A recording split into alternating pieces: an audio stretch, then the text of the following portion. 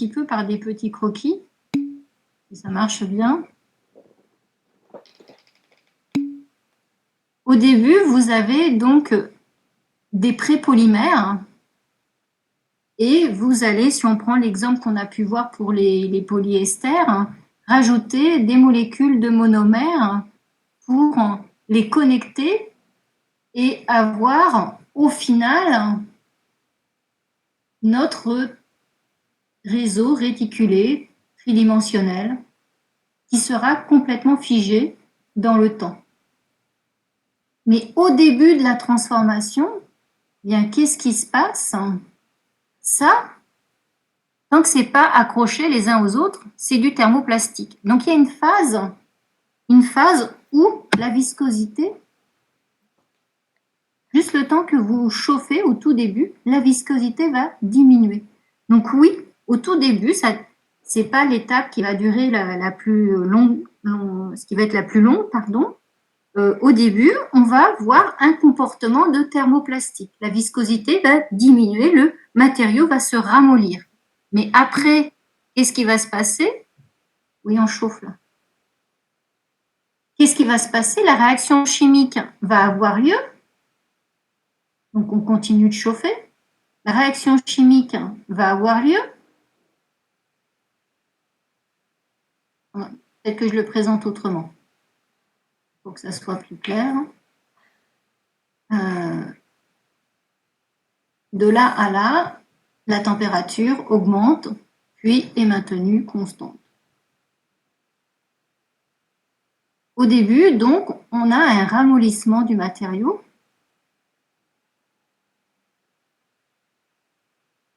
Parce que la viscosité, car viscosité, elle diminue. C'est des chaînes thermoplastiques. On a l'habitude que ça se comporte comme ça. Mais à un moment donné, il y a la réaction de réticulation qui intervient, qui va lier réticulation, qui va lier les chaînes entre elles, et du coup, la viscosité, elle, va se mettre à augmenter.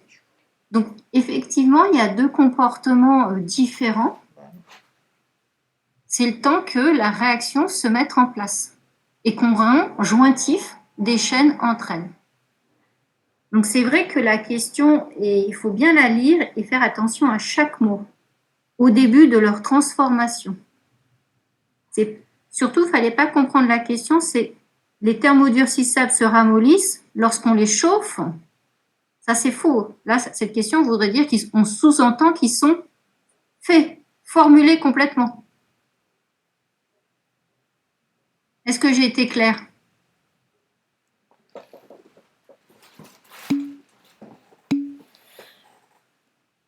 Ok?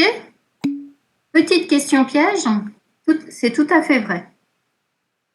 On continue, mais c'est un peu comme ça qu'il faut les prendre chaque ligne. Se méfier à ce qu'il n'y a pas une question qui est sous-entendue. Les thermoplastiques fondent à la chaleur. Nouvelle question. Les thermoplastiques fondent à la chaleur. Allez, vous votez, vous répondez quoi? On ouvre le vote. Allez-y.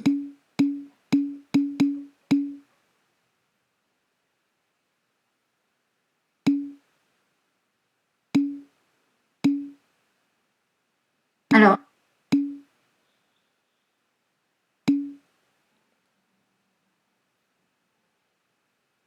donc, vous n'êtes pas tous d'accord.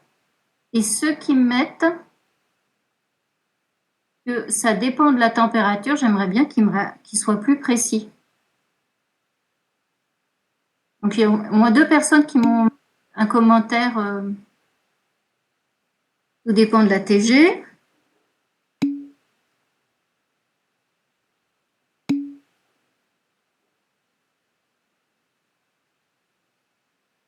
Voilà. Eh bien, Zoé, tu as le mot de la fin et tu as la meilleure des réponses. Bravo. Fondre, c'est un mot qui est uniquement corrélé à la fusion des cristaux. C'est température de fusion. Donc, Les thermoplastiques fondent à la chaleur. C'est une question qui est corrélée à TF. Donc, on met oui ou on met non dans? Est-ce qu'on se met dans quelle case? Oui ou non? Est-ce qu'on met oui ou on met non? Maintenant qu'on a un peu précisé le terme, on met oui, allez, revotez.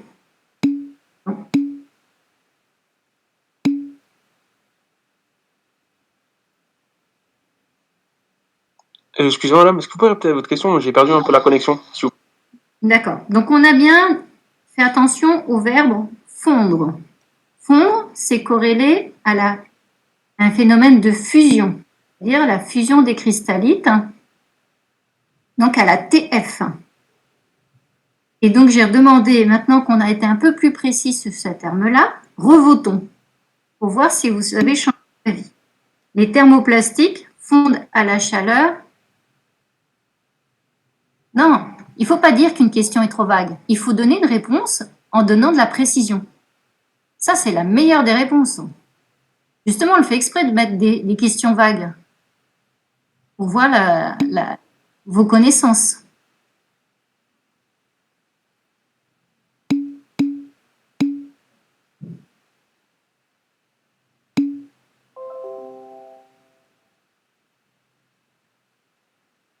Oui, il faut dire oui ou il faut justifier, il faut raconter quelque chose. Alors, ça fait plusieurs fois que tu me dépenses ça, dépend de la chaleur. Je reviendrai là-dessus. Alors, je vois un peu les réponses que vous donnez. J'avoue que je n'ai pas eu la réponse que j'aimerais voir. On reprend le terme. Un thermoplastique, les thermoplastiques fondent à la chaleur. Ça sous-entend que dans ce cas-là, ils ont de la partie cristalline. Donc, il fallait répondre oui si ils sont cristallins. Si le thermoplastique est complètement amorphe, réponse est non. On répète. En fin de compte, on pouvait mettre une croix dans chaque case. On va mettre oui si thermoplastique semi-cristallin et on va mettre non si thermoplastique totalement amorphe.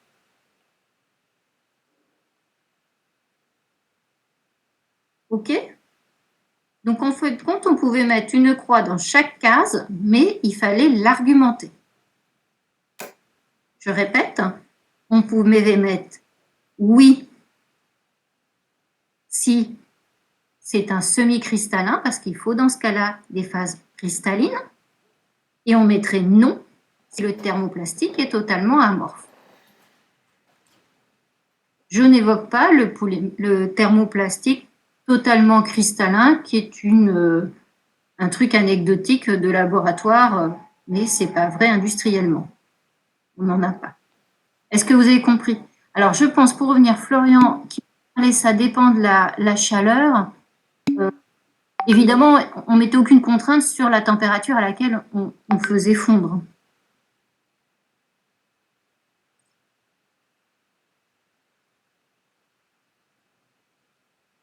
OK? Voilà, donc ce qu'on attend, c'est pas un oui, un non. Dans chaque case, il faut justifier sa réponse et on voit que des fois, il y a débat. C'est ça l'intérêt. On continue. Les thermoplastiques ramollissent à la chaleur. J'ouvre le vote. Allez-y.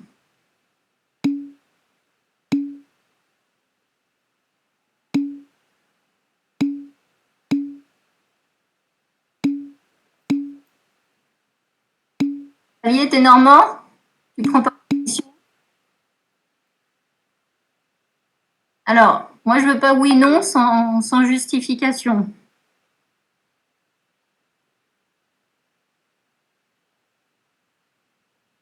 Ramollissent. Le verbe est important, ça fait référence à quoi? Transition vitreuse. Au final, les thermoplastiques, est-ce qu'ils ont toujours une transition vitreuse? Des Normands dans la promo? Alors, les thermoplastiques ramollissent à la chaleur. Ramollir, ça fait référence à la transition vitreuse. Les thermoplastiques, tous une TG. Vous êtes détendus aujourd'hui, hein, ont tous une TG. Encore une fois, j'exclus le polymère 100% cristallin qui est un cas donc j'ai exclu les polymères 100% cristallins qui sont vraiment un truc anecdotique. Donc la réponse était oui.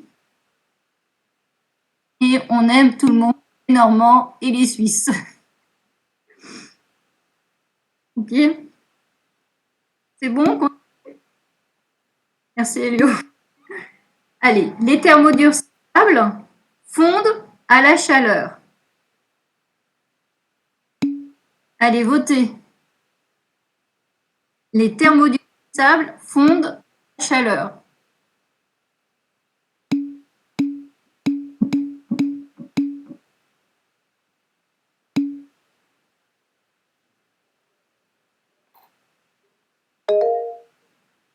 Oui, Xavier?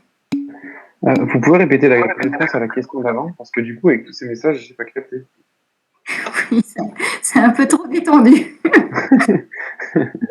Les thermoplastiques ramollissent à la chaleur, c'est un grand oui, parce que tous les thermoplastiques ont une phase amorphe. Et ramollir, ça fait référence à la TG. Ok? Maintenant, on reprend la question numéro 4. Les thermodurcissables fondent à la chaleur. Fondre, c'était F. Les thermodurcissables n'ont pas de TF. Merci Jules. Donc, si on chauffe un thermodurcissable, et là, on ne nous pose pas la question pendant le processus de mise en œuvre, pendant éventuellement la transformation du précurseur. Là, la question, elle fait référence, elle est très générale, elle fait référence au matériau fini, réticulé. Donc, la réponse est un grand non.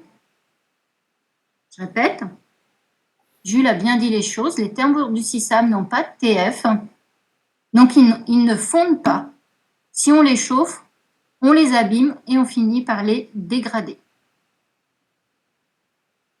Ils vont résister, puis s'abîmer, puis se dégrader. Parce qu'un polymère ne résiste quand même pas éternellement à la chaleur. Donc les thermodurcissables fondent à la chaleur? Non.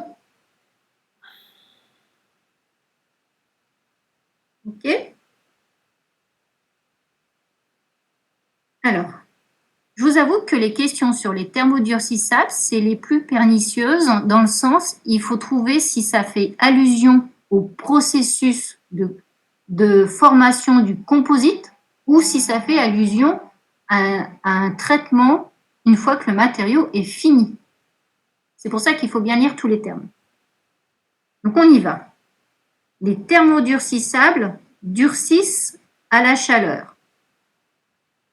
Là, vous voyez qu'on ne nous parle pas du processus de mise en œuvre. Donc, c'est le matériau fini. Vous l'interprétez comme ça. Les thermodurcissables durcissent à la chaleur. Donc, vous voyez quoi?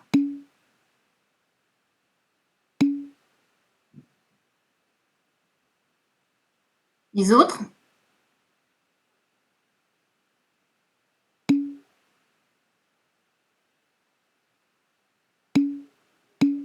Oui, c'est bien. C'est un grand...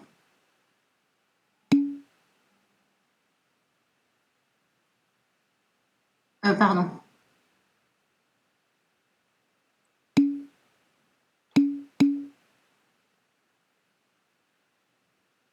Donc, si on effectivement cette phrase, et le plus simple, si vous avez un doute, vous parlez avec une phrase en disant « S'il s'agit du matériau finalisé, eh bien, ils ne durcissent pas à la chaleur, ils sont déjà réticulés et vous allez uniquement abîmer votre matériau, le dégrader. » Voilà.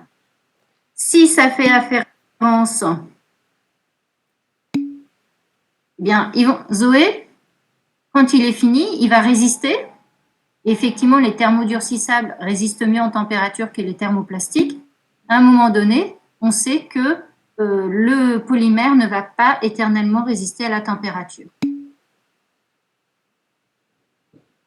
OK? Donc, je reprends. Si vous voulez être sûr de répondre correctement, il faut répondre par juste par un oui. Si ça fait allusion au processus d'élaboration et que ça fait référence à la réticulation, la réponse était un oui. Voilà. Le plus simple, c'est de faire des phrases. On continue. Dans les composites thermodurcissables, quel type de résine trouve-t-on en général?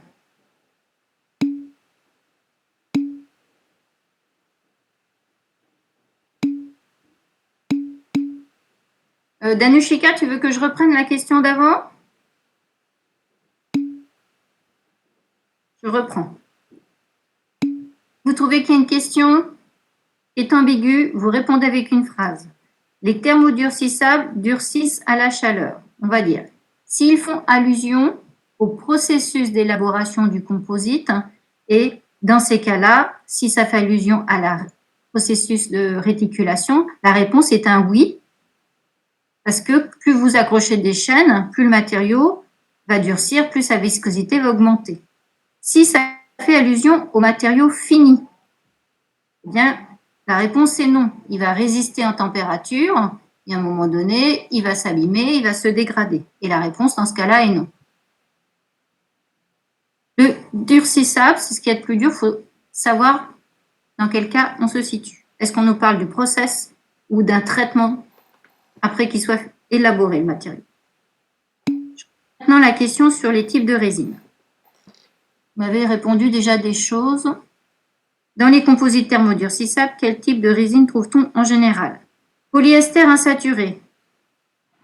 Vous votez? Polyester insaturé. Vous les mettez? Donc Olivier a répondu. Les autres?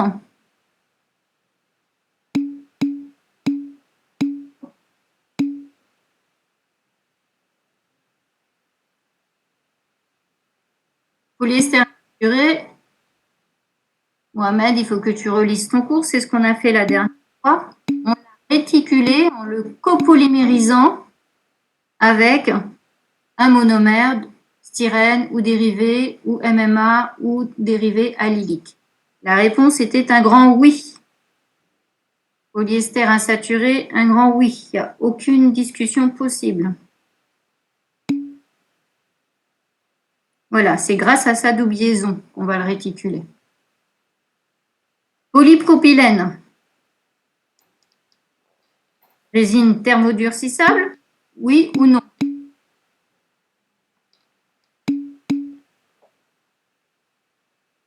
C'est un grand non. On ne réticule pas. Résine polyéthylène. Est-ce que c'est un de faire du thermodurcissable?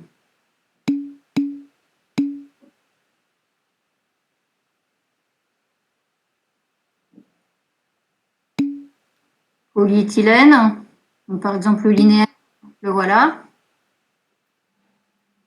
Non, c'est un thermoplastique. Vous n'allez pas faire un composite thermodurcissable. C'était un grand non. Polyéthylène, non. Les résines époxydes.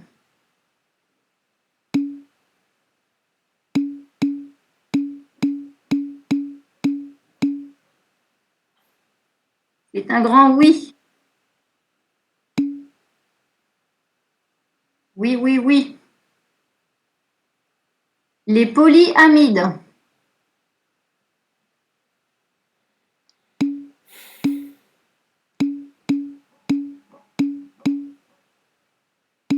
Grand non. Les polyesters saturés.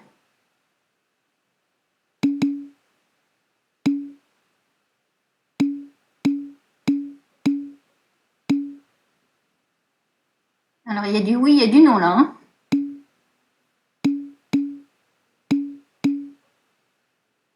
Voilà, il n'y a pas de double, ils sont saturés. Donc, c'est un grand non. OK?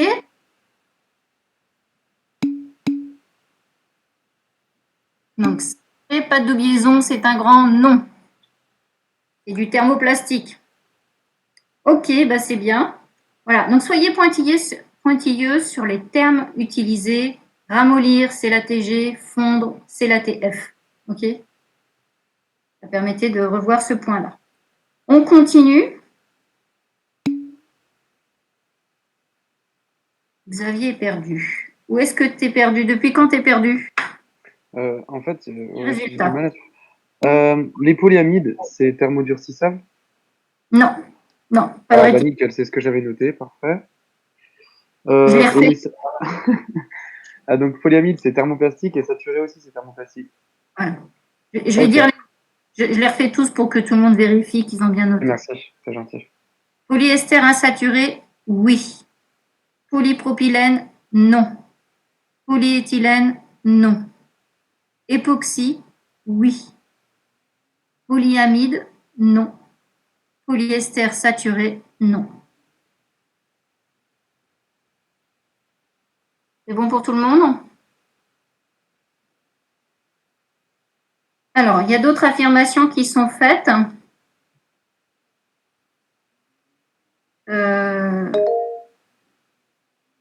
Oui, Xavier, je t'écoute. Je suis embêtant, hein, désolé. Non, non. Le polyamide, je comprends pas pourquoi il est thermoplastique et qu'il n'est pas thermodur. On peut bien faire on peut bien réticuler entre chaque chaîne. Par exemple, tu as le nylon 6,6. Oui.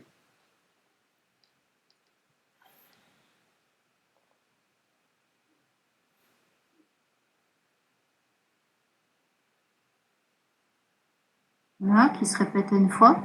Ouais. Bah, tu vois que dans la chaîne carbonée, là, Mm. il y a double liaison ou de fonctions qui permettraient de le réticuler. Ah, mais oui, mais. Ah, putain, oui. Autant pour moi. D'accord. D'accord. Garde la parole, s'il te plaît. Ah. J'ai peut-être pas la même version que vous de l'énoncé. C'est quoi les questions suivantes? On prélève un échantillon. Pardon, non, c'est les matériaux composites sont hétérogènes, oui ou non? Et il y en a une autre question derrière ou pas? Oui, ils suivent la loi de Hooke, oui ou non? Ok, d'accord. Ok, je l'ai un peu modifié. Énoncé. Alors, donc on y va. Les matériaux composites sont hétérogènes. Allez, vous votez?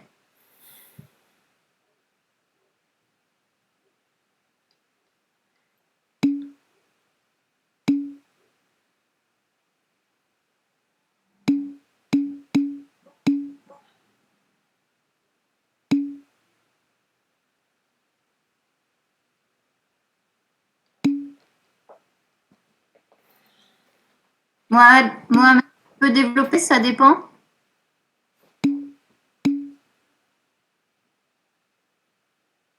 Donc j'ai eu 2, ça dépend.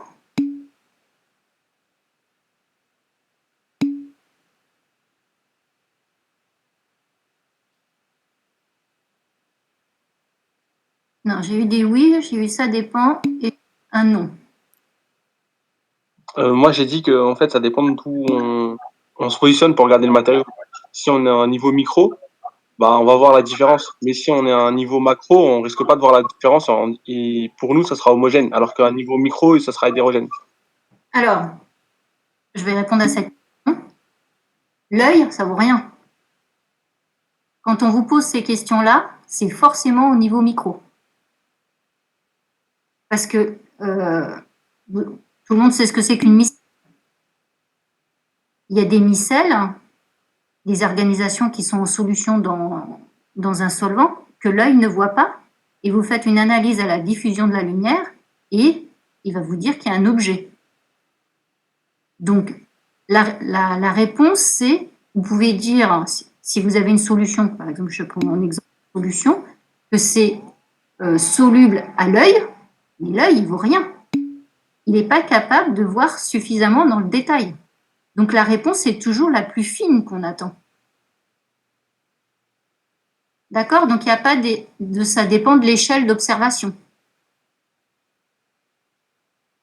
Parce que vous pouvez très bien me dire c'est un matériau hétérogène et vous avez mis un coup de peinture dessus, puis rien. Cette réponse ne vaut rien. Voilà. Donc, c'est toujours à l'échelle la plus fine. Donc, la réponse est un grand oui, c'est toujours hétérogène, quelqu'un me l'a mis. parce qu'on a deux phases non miscibles. Gabriel, attention, tu oublié le nom. Tu m'as mis deux phases miscibles. Ah non, toi, tu m'as mis c'est pas hétérogène. Donc, je reprends ta réponse, Gabriel, mais je mets tout à l'inverse pour qu'elle soit correcte. C'est hétérogène parce que dans la définition, il y a deux phases non miscibles, le renfort et la matrice. Donc, c'est toujours un matériau hétérogène. Même si, effectivement, vous, l'œil, ne voyez que le contour, c'est-à-dire ne voyez que la matrice. Mais quand on vous demande ça, c'est pas l'œil la référence. Hein.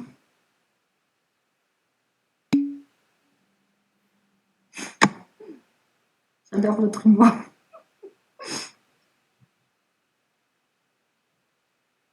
Ok, donc tout le monde me répond matériaux hétérogènes.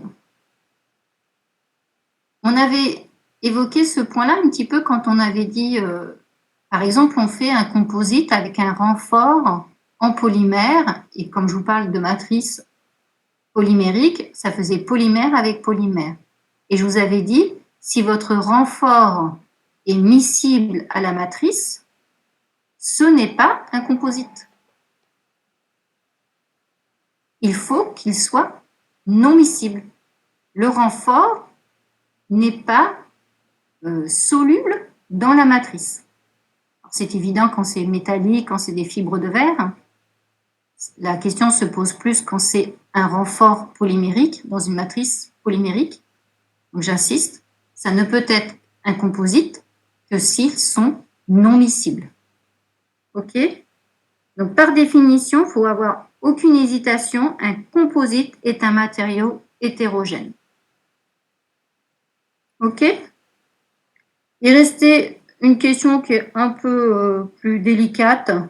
Est-ce qu'un composite suit une loi de Hooke, c'est-à-dire est-ce que la contrainte est proportionnelle à la déformation et la proportionnalité étant le module Young? Puisqu'on vient de dire que c'est un matériau hétérogène, la réponse est non. Vous ne pouvez pas avoir ça. La réponse est non. Parce que c'est un matériau hétérogène. Ok? Voilà. Des petites questions pour vérifier si différentes notions sont maîtrisées. Est-ce que c'est clair pour tout le monde tout ça?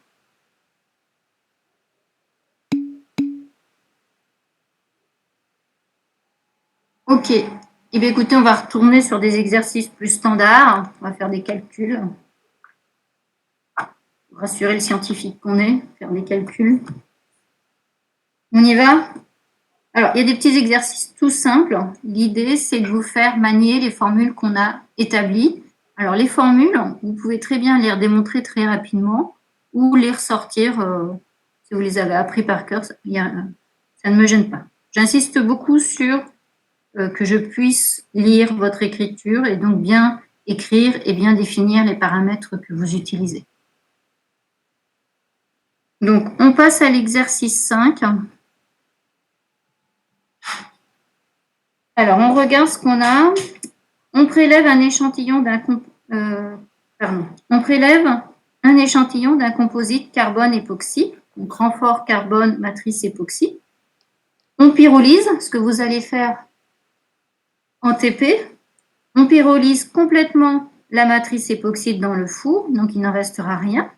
Il va juste rester les fibres de carbone. Donc le poids des fibres résiduelles est rapporté au poids initial de l'échantillon afin de déterminer la teneur en poids de fibres. Déterminer les fractions volumiques des trois parties, fibres, matrice, porosité, en fonction de la masse volumique du composite, de la masse volumique de la fibre, de celle de la matrice et de la fraction massique en fibre. Donc on a toutes les valeurs numériques qui sont données en bas. Donc je vous laisse un petit temps. Voilà, donc l'idée c'est d'utiliser toutes les formules qu'on a pu voir en cours. Donc on va faire quelques exercices de ce type-là.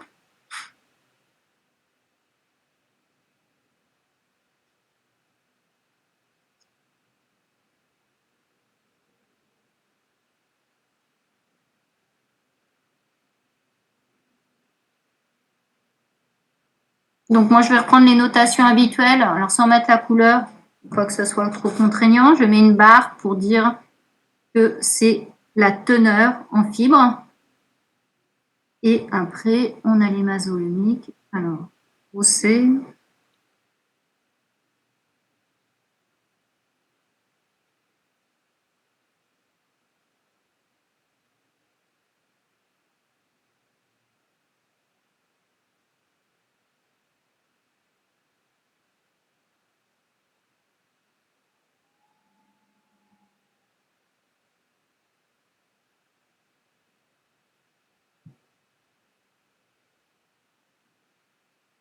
Ah, je vais lire au F.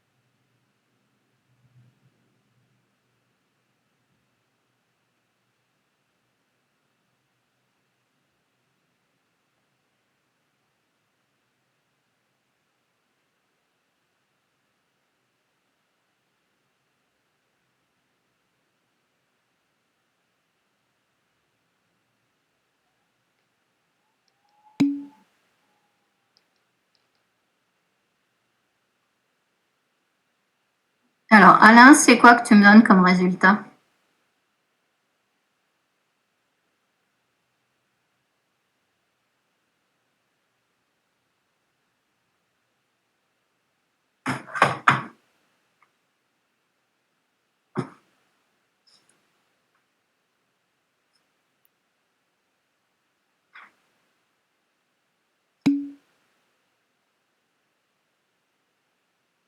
Ah, d'accord.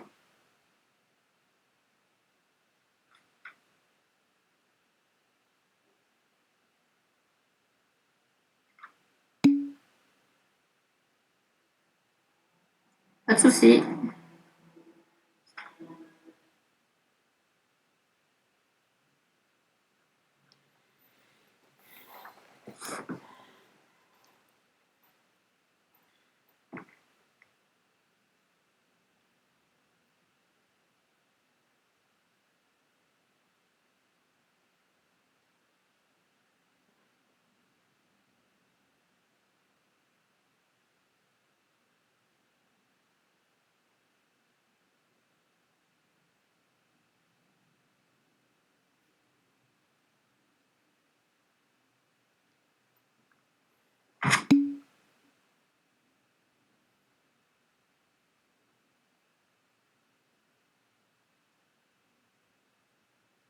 Alors, pour qui? Fraction volumique en qui? De quelle partie? La fibre, la matrice, la porosité? La matrice. Je suis d'accord avec toi.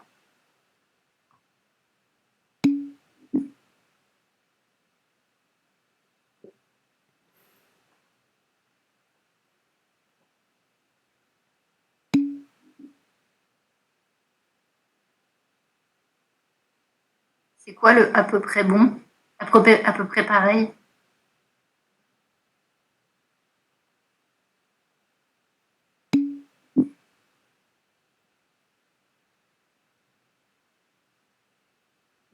C'est bizarre.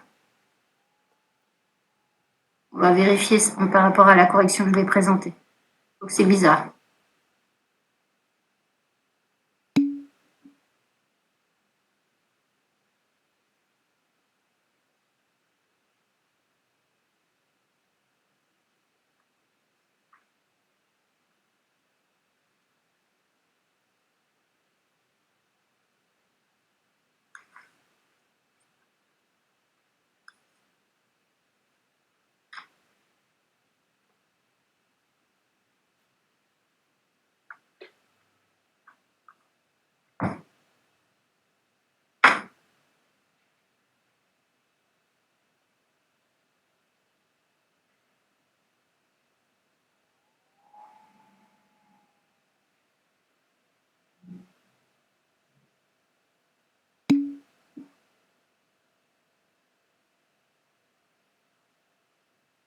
Ok, on va commencer à corriger.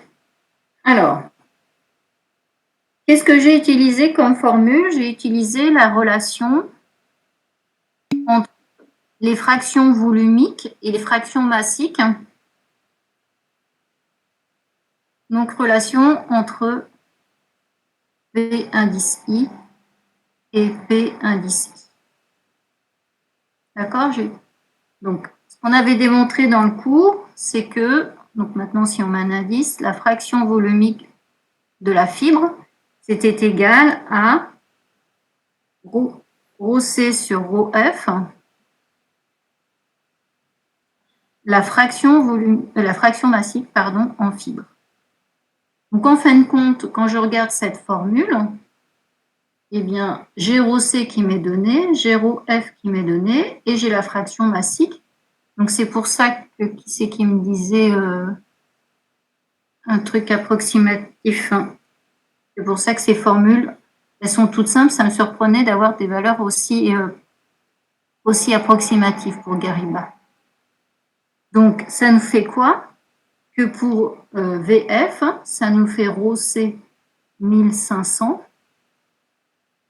sur ρ F 1750 fois PF 0,7. Et donc, P 0,6, soit 60%. Vous pouvez le présenter comme vous voulez, soit 0,6, soit 60%. Évidemment, vous avez la même formule pour la matrice. Maintenant, I, c'est plus F, mais c'est matrice, c'est M. Donc, on a la même formule, ρ C sur ρ M fois PM. Alors, vous allez me dire, on n'a pas PM donné dans l'énoncé. Mais peut-être on peut l'estimer que vos PM, eh bien voilà, on a PF en poids, il y a le renfort et la matrice qui font 100%. Donc, PM, c'est 1 moins 0,7, c'est 30%. Donc, VM égale, donc on recommence, ρ C 1500, ρ M 1200, et donc PM 1 moins 0,7. Et du coup, je trouve, c'était Jules qui m'avait donné la réponse, je crois, je trouve 0,375, ce qui fait 37,5%. Ok? Donc ça me surprend que Garibat avait une valeur un peu approximative parce qu'il n'y a pas cascade de calcul. Donc il doit y avoir une erreur dans ce que tu as fait.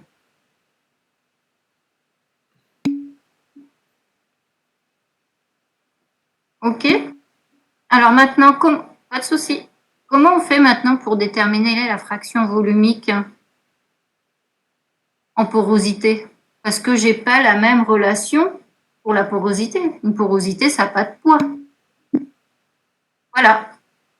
On écrit que les fractions volumiques font 100%. Donc il y a la matrice il y a le renfort. Et la dernière, la porosité. Donc, fraction volumique en porosité, ça fait 1 moins ce qu'on a calculé précédemment, 0,6 moins 375. Et du coup, ça donne, je vous attends, combien vous trouvez? Voilà.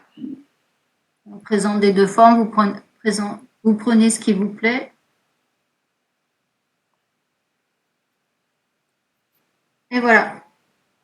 Ouais, un petit exercice très applicatif de ce qu'on a pu faire en cours, où on a établi les formules, enfin, des formules. OK?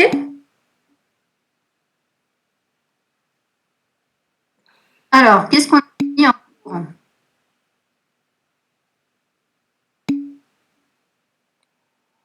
Mauvais, car supérieur à 1%? Oui, peut mieux faire, on est d'accord. Oui? Excusez-moi, en fait, je me permets, parce qu'en fait, j'ai regardé la définition dans le cours, et il y a la qualité du matériau, s'il est en dessous de 1%, si VP est en dessous de 1%, et si au-dessus de 5%. Il n'y a pas l'intermédiaire, en fait. Donc, c'est correct, on peut dire, ou pas du tout? Ben, on peut dire que peut mieux faire. Voilà. 1%, c'est ce qu'il faudrait viser en dessous de 1%. Donc, après, encore une fois, tout dépend de ce qu'on peut exiger. Mais j'ai essayé de vous dire, au-dessus de 5%, c'est au rebut. En dessous de 1%, c'est de qualité. Voilà. Après, c'est moins bien. Est-ce que ça passe ou pas? Ça dépend de ce qu'on veut faire. OK? On continue. Alors, on va changer de style d'exercice, mais c'est encore relié aux TP qui vont arriver, puisqu'on va mesurer des densités. Donc, ça va être la densité expérimentale dont on va parler. Est-ce que je peux effacer ma tablette?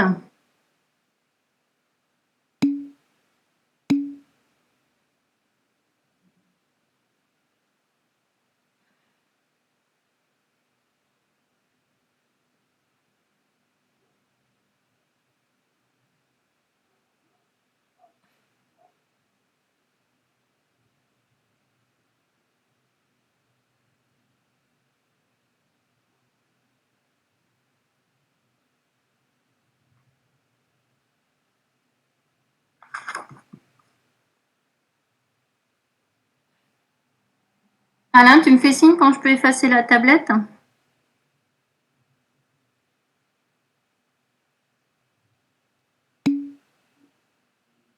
Ok. Pas d'objection? Autre? Alors j'efface. Exercice suivant. Exercice 6. Alors, on va mesurer la densité à l'aide d'un petit appareil que vous allez voir en TP, ça s'appelle un pycnomètre. Pour faire simple, ça ressemble à une fiole jaugée, en plus petit. C'est-à-dire qu'elle est calibrée avec un volume et un trait de jauge. Alors, on mesure, une méthode pour déterminer la masse volumique d'un composite est l'utilisation d'un pycnomètre. Les mesures sont réalisées avec une balance de précision et un pycnomètre pour de petites quantités. Ça contient entre 1 à 4 grammes de composite. Le pycnomètre utilisé est muni d'un capillaire marqué qui permet de mesurer un volume très précis. Alors, on fait différentes pesées que je vais essayer de symboliser par des petits croquis. Donc, je vous dis, le pycnomètre, ça ressemble à une sorte de fiole jaugée avec un trait de jauge. Voilà. Alors, quand elle est vide, la petite fiole, enfin, on va dire pycnomètre, ça pèse M0. Alors, du coup, elle est vide. Je vais faire comme ça. Voilà. Là, elle est vide. Après, voilà, on va donc y déposer une certaine quantité de polymère. Et le tout pèse, alors M0 plus M, j'en déduis que le polymère, le composite, pèse une masse M. OK? Après, on va le remplir d'eau jusqu'au trait de jauge.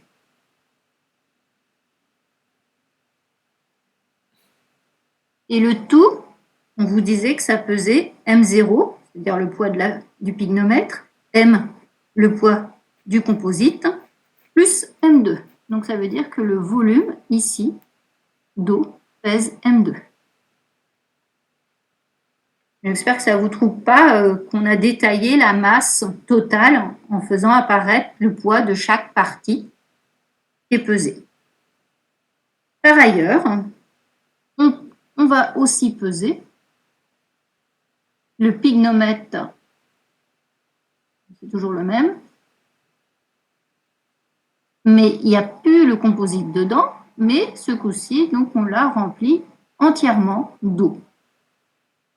Et dans ces cas-là, cette quantité d'eau pèse M2, puisqu'on vous dit que le tout, ça fait, j'aurais bien inversé les M2 et les, non, c'est M1, là. Voilà. Pardon, là c'est M1. OK? Ça vous va comme ça? J'ai fait apparaître individuellement le poids de chaque partie. Et dans l'énoncé, on vous disait à chaque fois le poids global quand je pèse le tout. Ça va? C'est clair? Parce que des fois, les étudiants sont un petit peu perdus. Parce que dans l'énoncé, c'est décomposé M0 plus M plus M2 ou M0 plus M1. Là, ça vous va avec ces petits croquis?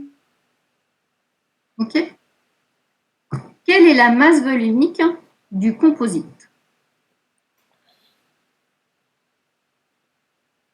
Donc, il faut établir une formule littérale avec les informations qu'on a mis en évidence ici. Que vaut la masse volumique du composite? OC. Alors, ça va être expérimental, on est bien d'accord. C'est une technique expérimentale.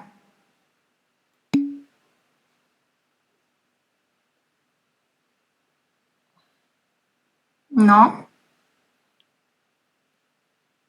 M1, c'est le poids de l'eau dans le pygmomètre qu'on a mis jusqu'au trait de jauge. Gros C expérimental, mettons-le par une phrase si vous voulez. Deux composés sur le volume du composite qu'on est en train de... C'est notre petit échantillon. Masse de l'échantillon composite, si vous voulez, sur le volume de l'échantillon composite. OK?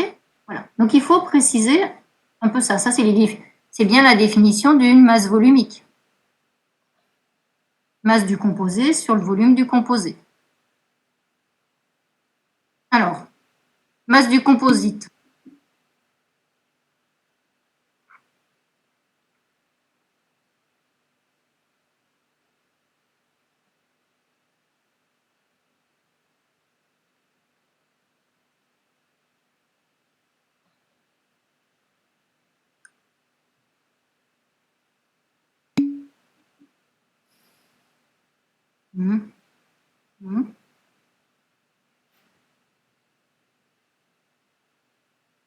Alors, précisons un peu plus les termes. Ici, qu'est-ce que je veux dire? Ce volume d'eau, on commence à voir des choses, toujours pas correct, totalement correct. Alors, qu'est-ce qu'on va dire pour avancer un peu plus? Ici, le poids de l'eau qui est au-dessus de l'échantillon composite, il pèse un volume V2. Ici, le volume d'eau occupe tout le pygmomètre. Là, il y avait, attention, l'échantillon. Il occupe un volume V1. En fonction de tout ce que j'ai pu noter ici, je peux donc être plus précise dans ma formule. Masse du composite. Ici, dans mon échantillon, il est nommé M. Quel est le volume du composite? Dites-moi quel est le volume du composite en fonction de ce que j'ai pu écrire en résumé au-dessus. Voilà. Il faut choisir un sens, soit V1 moins V2, 2 moins V1. On va faire un volume qui soit positif, c'est-à-dire le volume V1 moins V2. On avance. Okay. Alors, V1 et V2 ne sont pas donnés dans l'énoncé. Mais ce qui est donné dans l'énoncé, c'est des masses. Donc, il va falloir, dans une deuxième étape, et on y est presque maintenant, faire disparaître ces volumes avec les masses qui sont marquées au-dessus. Quelle forme on utilise? On va utiliser la masse volumique de l'eau. C'est la même ici. J'ai dû la mettre en couleur. Voilà. Je vais transformer l'information qui est exprimée en volume. Je vais l'exprimer en masse grâce à la masse volumique de l'eau. Donc, qu'est-ce que je vais écrire? Que ρ de l'eau, c'est égal à quoi?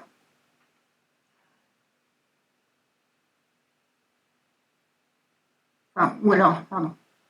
Je vais utiliser la formule complètement générale. Rho, qu'est-ce que c'est? C'est une masse sur un volume. Donc, je vais donc écrire que le volume, c'est la masse sur ρ. Donc, le volume V1, d'une manière générale.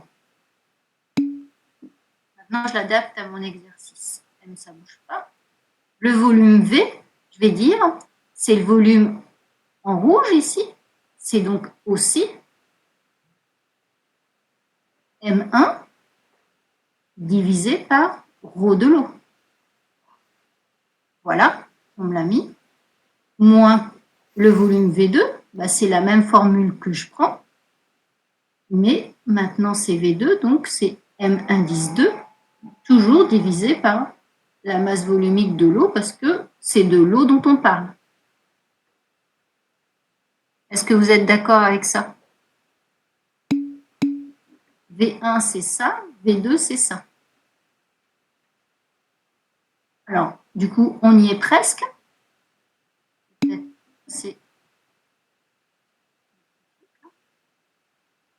On présente une formule qui soit un peu plus jolie que tous ces étages. Donc, qu'est-ce que je vais faire? Je vais multiplier en haut par ρ de l'eau et je vais multiplier en bas par ρ de l'eau. Donc, qu'est-ce qui va se passer? En bas, ça va se simplifier et il va me rester M ρ de l'eau sur M1 moins M2. Voilà la formule que vous allez utiliser en TP. OK? Alors, il y a quelques années, c'était Caroline Canizzo qui faisait les TP avec moi et les TD et les cours aussi à la place de Madame Huin. Elle ne présentait pas, elle ne prenait pas les mêmes notations que moi. Et cette année-là, tout le monde s'est planté en TP. Donc, peu importe avec le prof avec qui vous discutez, il faut impérativement commencer par poser ce que vous appelez. Moi, j'ai bien dit M2, c'est la masse de ce liquide-là. M1, c'est la masse qu'occupe totalement le pygmomètre lorsqu'il ne contient que l'eau. Voilà. Donc, peut-être qu'on n'a pas tout le temps les mêmes notations. En examen, ça sera peut-être une autre notation. Il faut s'adapter. Donc, la première chose à faire, c'est poser les notations. Voilà. Parce que du coup, ça avait été un peu désastreux. Tout le monde s'était trompé dans les calculs. OK? Au mieux y aller pas à pas, lentement, mais sûrement. Est-ce que ça va pour tout le monde, ça? Voilà, donc vous avez une formule.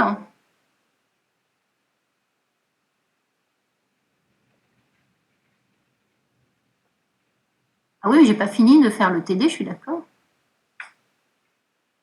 Ah oui, j'ai pas fini de... Je croyais qu'elles arrivaient après. Autant pour moi, elles étaient avant. On va y répondre, pardon. Ça, c'est la question 3. Pardon. Alors, maintenant, question pratique. Pourquoi le pygnomètre est placé dans un bain thermostaté? Alors, quelle est votre réponse?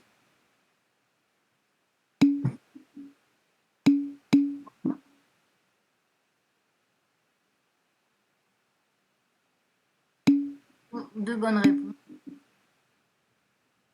Parce que la grandeur qu'on mesure, la masse volumique, dépend de la température. Donc, si on y est rigoureux, il faut donc faire des mesures en thermostatant le pygnomètre. OK? Parce que sinon, on a des variations de volume. C'est la bonne réponse. Deuxième question. Donc, ρ est fonction de t. Donc, il faut thermostater le pygnomètre.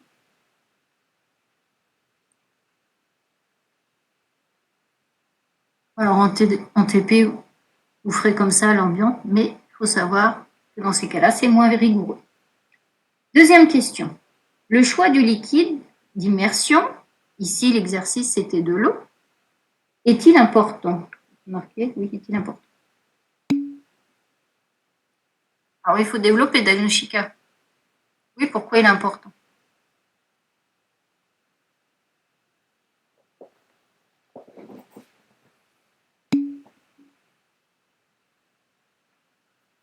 Mauvaise excuse, Mohamed. Tu ouvres un livre, tu as les masses volumiques de tous les solvants que tu veux. Tu appuies sur ton téléphone, tu as les masses volumiques de tous les solvants que tu veux. Donc ça, c'est la réponse. Est-ce que ça en sert pour exprimer C? Non, non. Alors, je vais répondre à Danushika. La valeur peut varier en fonction du liquide avec lequel on a fait la mesure. Réponse fausse. La masse volumique d'un produit, c'est une grandeur intrinsèque, ça le caractérise. Voilà, ça ne dépend pas de la mesure, la façon dont on fait une mesure. C'est une grandeur qui caractérise un produit. Ça ne doit pas dépendre de la façon dont vous procédez. Qu'est-ce qu'on a mis d'autre?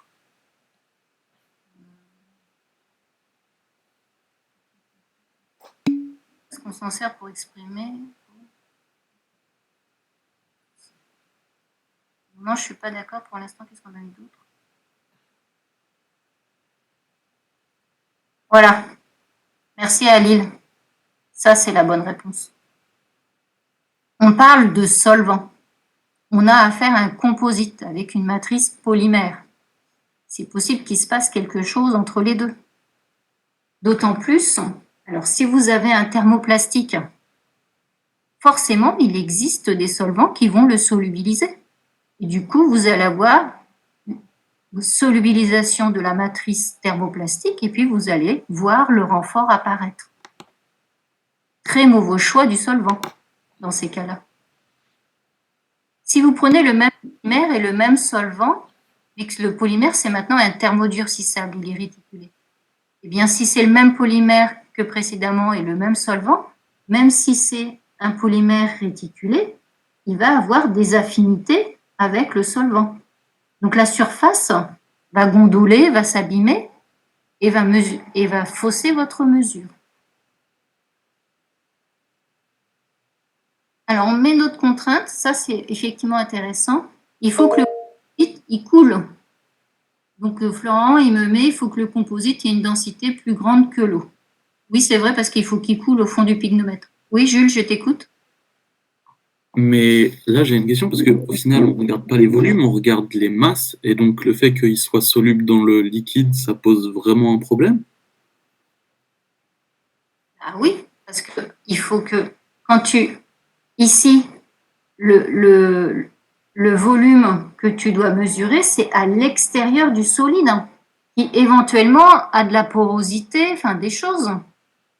Non, non, le liquide, il doit être à l'extérieur du composite. Donc chacun dans son coin. D'accord.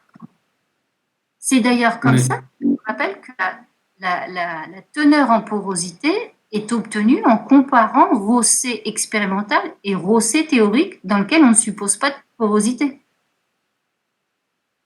Il faut surtout choisir, donc on revient à la conclusion, quel est le solvant, quel est le solvant qu'il faut prendre.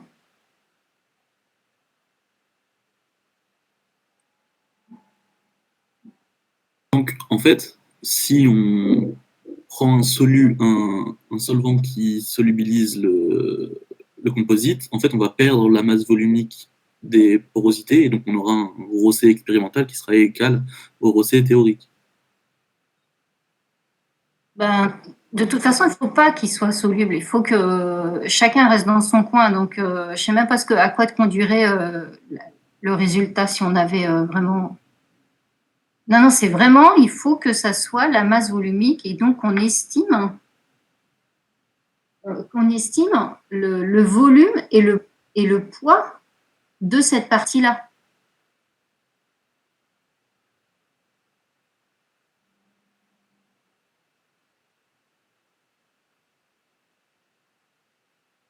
Donc, il faut vraiment que ça choisisse un solvant qui ne solubilise pas le matériau.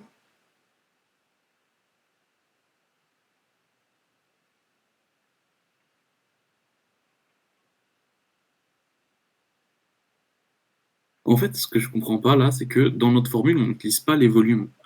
Et donc, peu importe si le solvant solubilise ou pas le composite, vu qu'au final, on aura le même poids quoi qu'il arrive, non?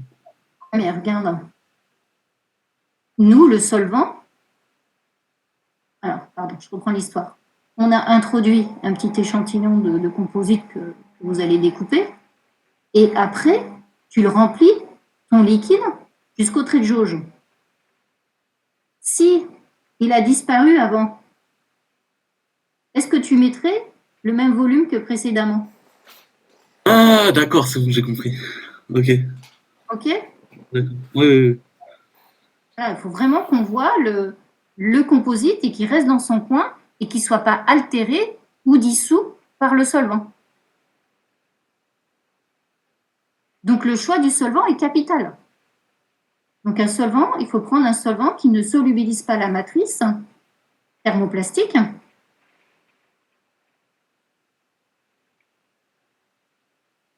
ou qui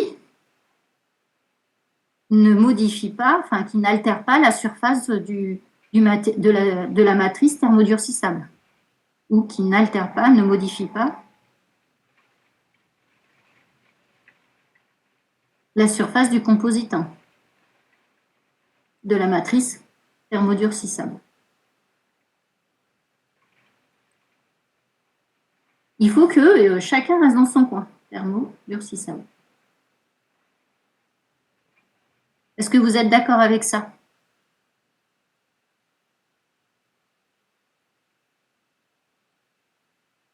Donc si vous faites on a évoqué polyamide tout à l'heure, un thermodurcissable, pardon, si vous faites un composite avec un polyamide, c'est un thermoplastique, ben vous n'allez surtout pas prendre, je ne sais pas quoi comme solvant, qu'est-ce qu'on peut citer? Du chloroforme, ça va solubiliser votre matrice thermoplastique et vous allez apparaître vos renforts.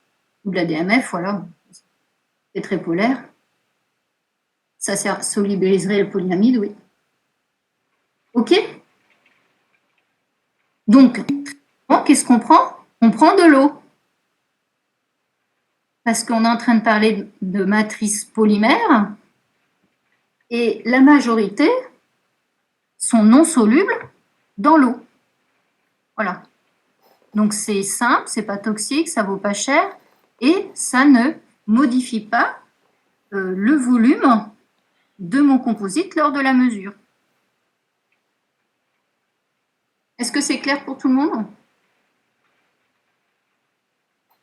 Voilà, donc ce qui est important si on veut être rigoureux, c'est de thermostater toute la mesure, donc l'appareillage, et faire attention au choix du solvant qu'on prend, et en règle générale, c'est tout le temps de l'eau. OK? Est-ce que c'est bon pour cette partie? Alors, je voudrais juste finir pour vous donner un autre renseignement. Quelle est la précision avec laquelle vous obtenez un résultat? Avec des picnomètres, vous pouvez donner une masse volumique avec 2 chiffres après la virgule. Donc, si vous faites bien attention à votre mesure. OK? Est-ce que je peux effacer ma tablette?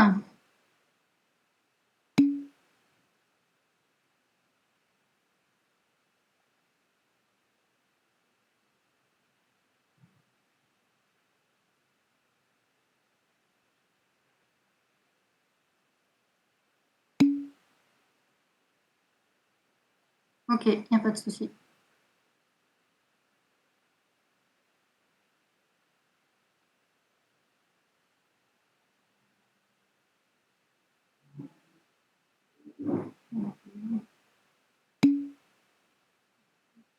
On va aller ailleurs. Hop.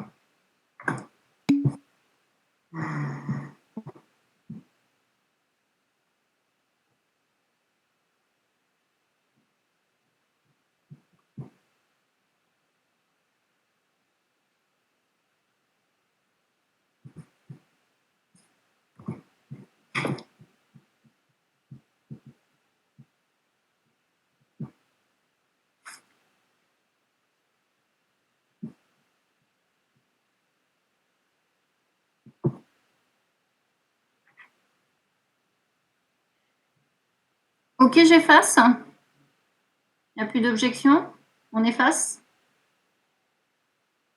OK. Alors, deuxième partie. Autre façon de mesurer une densité d'un composite. Alors, on va faire une expérience où on va immerger le matériau. Et encore une fois, on le fera dans l'eau pour les raisons qu'on a pu évoquer précédemment. Alors, on présente un peu la technique.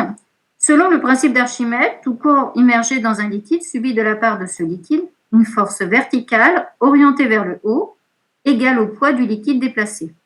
La méthode consiste à effectuer une double pesée selon le schéma donné ci-dessous. Ainsi, la masse volumique ρ de l'échantillon composite peut être calculée après la détermination de la masse de l'échantillon mesuré à l'air, puis immergé dans un liquide de masse volumique ρL. Et en général, je vous dis, on prend l'eau. On vous donne la formule de la densité, donc le ρ du composite, ça va être ρL fois M1 divisé par M1 moins M2. Donc, cette expérience a été réalisée avec un composite qui contient, donc c'est un composite toujours à matrice polymère, la matrice c'est du polypropylène, donc un thermoplastique, et le renfort c'est de l'aluminium qui a été mis à différentes teneurs. En fonction des teneurs, eh bien, à chaque teneur, l'échantillon a été pesé à l'air, l'échantillon a été pesé quand il est immergé dans l'eau, on vous donne les deux, et donc il y a juste à compléter le tableau, déterminer la masse volumique de chaque composite qui contient des teneurs en aluminium différents. Donc il n'y a pas de difficulté à cet exercice-là.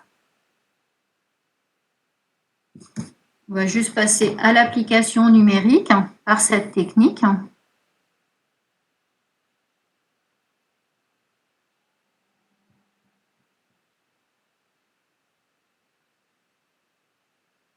Donc c'est encore une valeur ρC expérimentale qu'on fait. Il y a combien? 6 valeurs.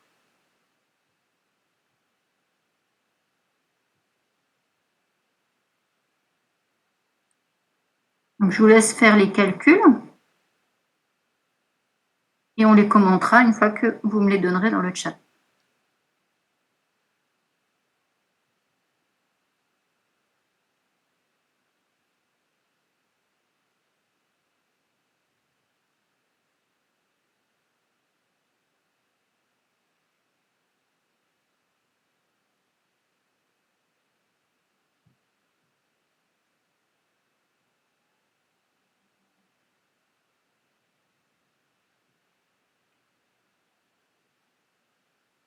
Donc, encore une fois, nous, on va prendre ρ liquide, ça va être ρ de l'eau. Alors, je ne sais pas en quelle unité vous le retenez, vous, de la masse volumique de l'eau. Moi, personnellement, c'est en unité exprimée en grammes par centimètre cube. Vous pouvez prendre évidemment autre chose.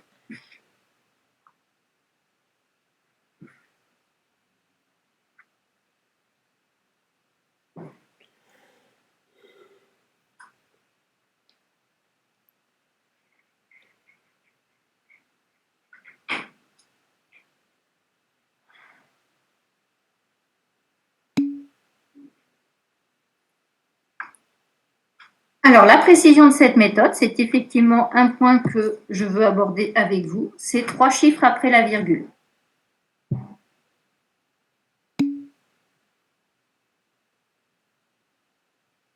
Donc, c'est une méthode qui est plus précise que la précédente.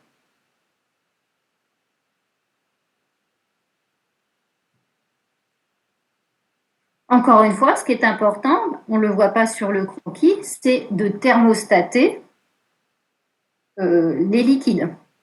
Donc, l'eau là.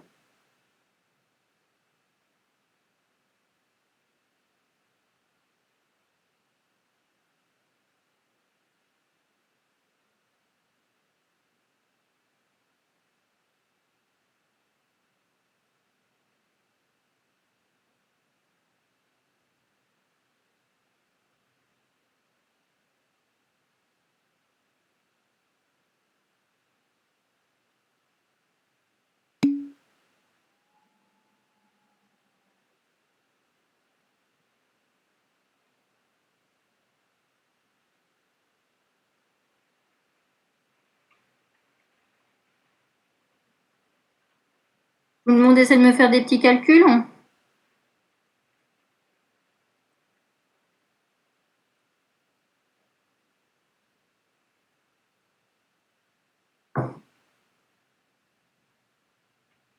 Vraiment pas de difficulté. Vous me donnez les réponses dans le chat, s'il vous plaît?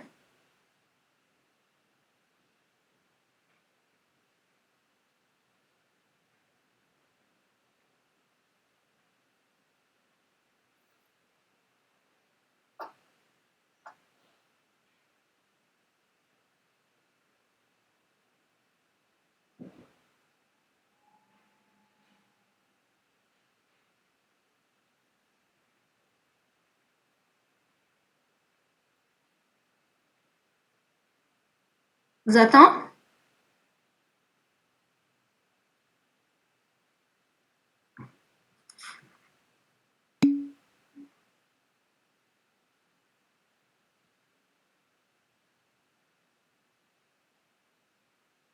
Bon, les autres, vous faites aussi un peu de calcul de votre côté?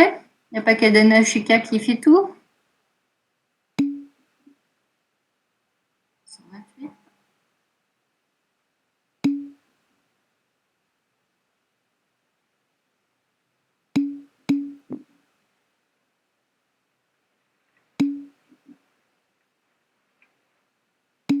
Voilà. Aucune difficulté. Alors.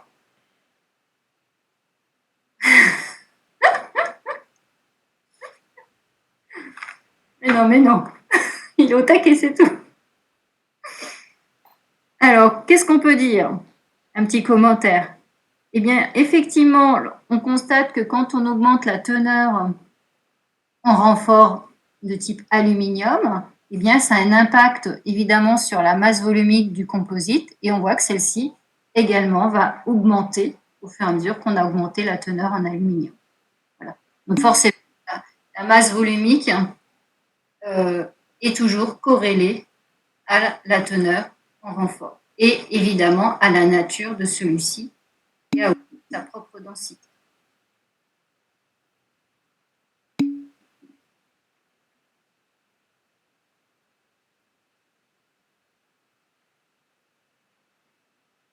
Alors, je n'étais sûre qu'on allait arriver à cette question-là. Alors, en règle générale, qu'est-ce que j'ai dit? J'ai dit qu'en fin de compte, cet exemple, ce petit tableau, nous permet de montrer qu'en fin de compte, la masse volumique du composite est fortement dépendante de la teneur en renfort, Ça, c'est une phrase complètement générale. Après, on me demande, on voit que la masse volumique du renfort est supérieure à la masse volumique de la matrice.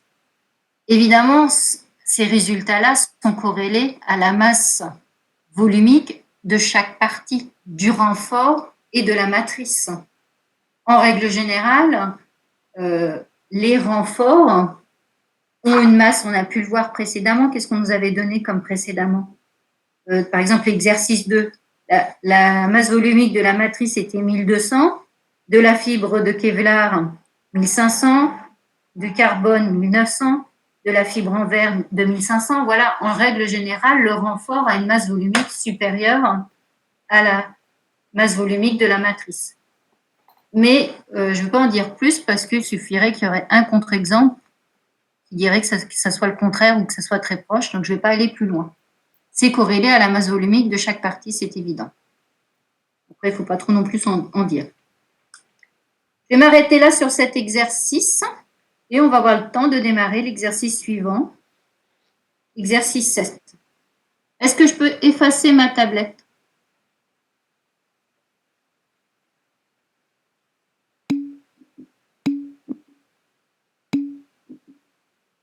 Allez, on efface tout.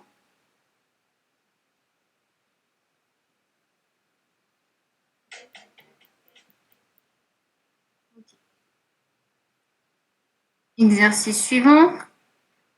Alors, on va arriver à des exercices typiques de la formulation des composites et en particulier où on utilise des matrices époxydes. Alors, qu'est-ce qu'on nous dit? Le djebba. En long, en travers, on va en parler je ne sais pas combien de fois. Le djebba est obtenu par une réaction de bisphénol A. Vous avez l'alcool qui vous est donné dans l'énoncé. Et un autre produit que je n'avais pas mentionné dans le cours, l'épichlorhydrine. Donc, c'est un composé, un cycle époxyde et un chlore. Ce djebba est obtenu en milieu basique. On y va, on fait un peu de chimie.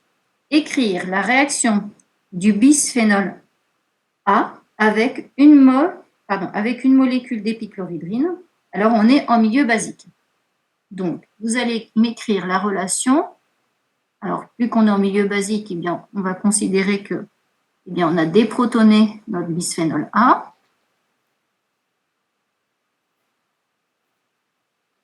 Donc, on a un alcoolate.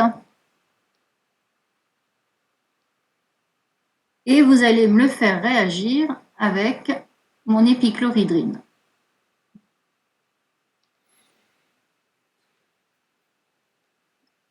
Alors, où est-ce que ça va réagir?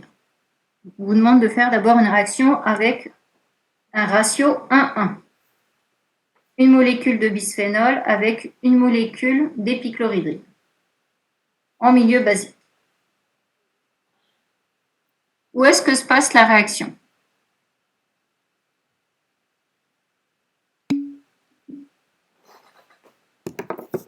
Est-ce que tout le monde est d'accord avec Elio?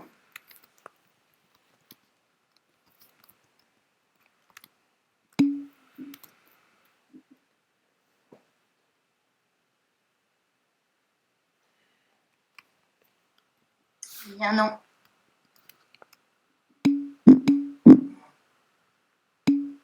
Sarah a raison. Ici, comme ici, vous avez des liaisons polarisées. Delta plus, delta moins, delta plus, delta moins. Mais ici, vous avez un cycle qui est tendu. Donc, ça va attaquer le cycle. Pas de souci, on est là pour apprendre. Donc, je vais faire mon alcoolate. C'est un nucléophile. Va attaquer le carbone. Alors, quel carbone? Il va préférer prendre ce carbone-là à ce carbone-là parce que lui est plus accessible. Et donc, je vous laisse écrire un peu la suite. Oui, mais la tension de cycle l'emporte.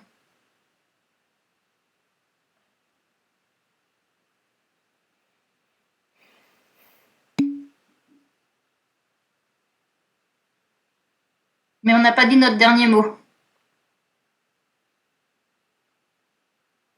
Allez, d'essayer de m'écrire quelque chose.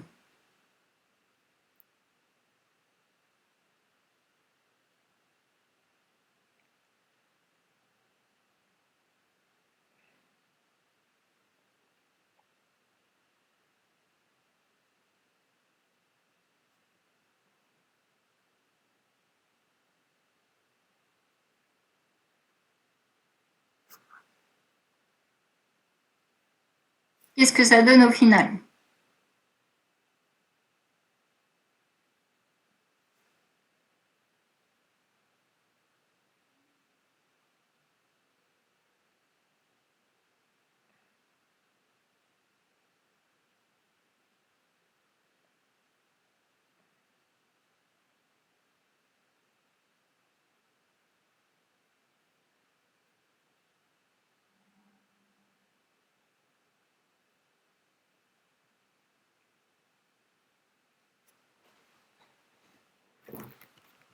On a écrit quelque chose? On confronte?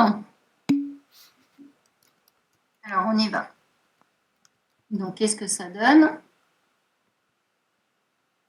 Pour l'instant, je suis en train d'évoquer une réaction avec le au moins qui est à droite.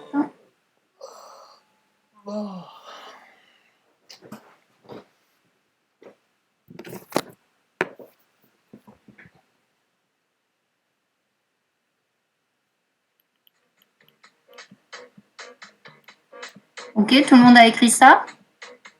Donc, c'est une addition nucléophile. Mais Héléo, en honneur et sauf, car il fallait aller plus loin, et c'est ce qui va se passer. Parce que tu as raison. C'est une liaison polarisée, le chlore électronégatif. Donc ça, c'est temporaire. Et donc, au final, on obtient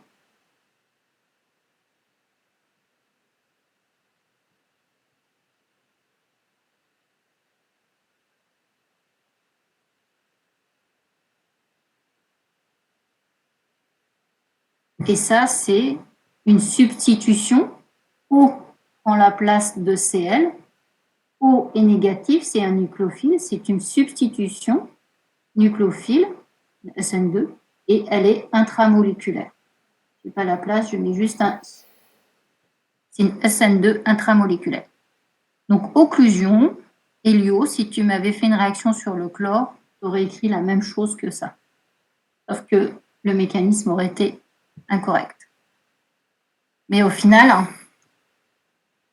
la structure finale peut penser que ça se passe sur le chlore.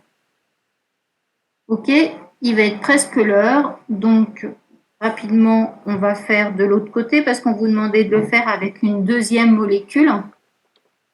Donc, on le fait avec une deuxième molécule. Donc, je représente une deuxième molécule d'épichlorohydrine. Et on recommence.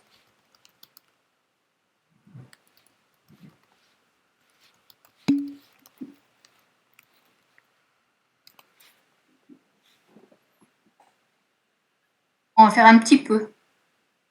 C'est rare qu'on me demande de faire de la chimie. En général, vous n'aimez pas ça.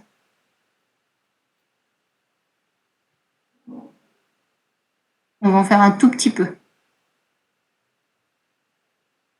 Non, j'aurais pas. Je s'était même pas demandé d'écrire que c'est une SN2. C'était même pas demandé. Hein. C'est juste pour ajouter de l'information. Donc, on a quoi? Qu'est-ce que ça donne notre fer pur?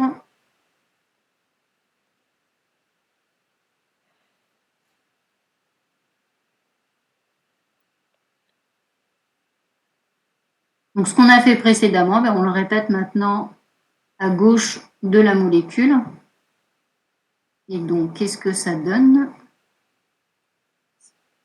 C'est H2.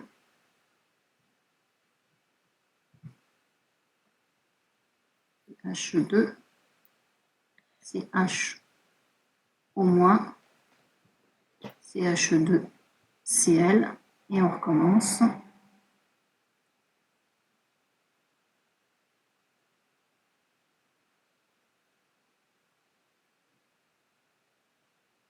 Dernière étape. Encore une SN2 intramoléculaire. Et ça nous donne au final le plus petit GBA qui puisse exister. On n'a pas le temps d'aller plus loin dans l'exercice. La prochaine fois, c'est-à-dire mardi, on fera grandir ce GBA, parce que là, c'est le plus petit GBA qu'on puisse obtenir. C'est un GBA parce qu'il doit avoir 2 fonctions époxyde terminales.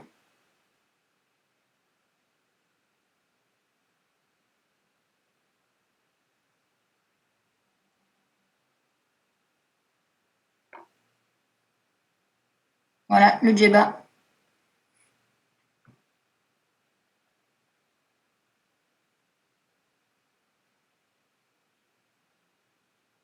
Est-ce que ça va, ça?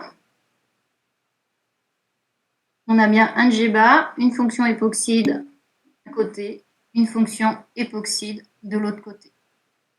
Eh bien, malheureusement, il va être l'heure, mais vous pourrez continuer chez vous cet exercice-là, car dans la question suivante, question 2, il faut faire grandir ce polymère-là en alternant, vous avez bisphénol, épichlorhydrine, bisphénol, épichlorhydrine, pour faire notre polymère. OK? Eh bien, on va s'arrêter là. Je vous dis bon week-end et je vous dis à mardi.